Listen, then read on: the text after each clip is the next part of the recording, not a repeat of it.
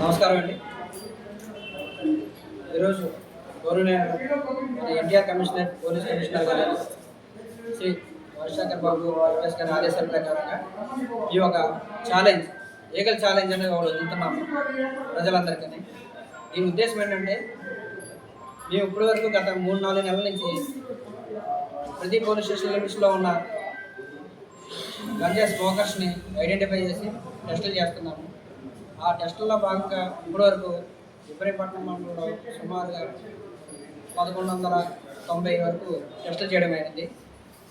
గంజాయి తాగుతాను అనుమానం ఉన్న వాళ్ళని, అదర్ స్టేట్ వాళ్ళు ఇక్కడ పనిచేసే వాళ్ళని, ఐడియాల్లో పనిచేసే వాళ్ళని, యూనివర్సిటీలో పనిచేసే వాళ్ళని, వారిల్లో పనిచేసే వాళ్ళని, అలాగే విటీ బేస్లో టెంపరీగా కూలి పనికి వచ్చే అవుట్ ఆఫ్ స్టేట్ వాళ్ళని, అలాగే మాకు అనుమానం ఉన్న వ్యక్తుల పైన, అలాగే మా దగ్గర ఉన్న జాడ్ క్యారెక్టర్ కలిగిన షేటర్లు, వీళ్ళందరినీ కలిపి మొత్తం 1190 మందికి టెస్టులు చేయగా అందులో 91 మందికి పాజిటివ్ వచ్చింది ఫస్ట్ టైం టెస్ట్. ఈ 91 మందిలో అందరికీ ఆ రోజు కౌన్సిలింగ్ ఇచ్చి విజయవాడలో రకరకాల కౌన్సిలింగ్ సెంటర్కి పంపించగా వాళ్ళ కొంచెం ప్రవర్తన జరిగి మళ్ళీ 2 months గ్యాప్ ఇచ్చి వాళ్ళు 3rd month తర్వాత ఈ 91 మందికి టెస్టులు చేయగా 91 మందిలో సుమారు ఇప్పుడు మాకు 70 మంది వరకు చేశాను. ఇంకా 21 మంది పెండింగ్ ఉన్నారు.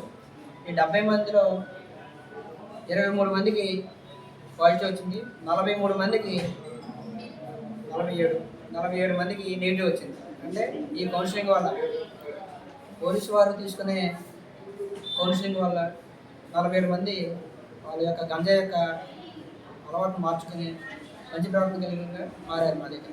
ఇది ఓన్లీ మా ఇబ్రహీంపట్నం మండలం గురించి చెప్పిన స్టాటిస్టిక్స్. అలాగే విజయవాడలో కూడా ఇదంతా ప్రతి పోలీస్ స్టేషన్లో జరిగారు.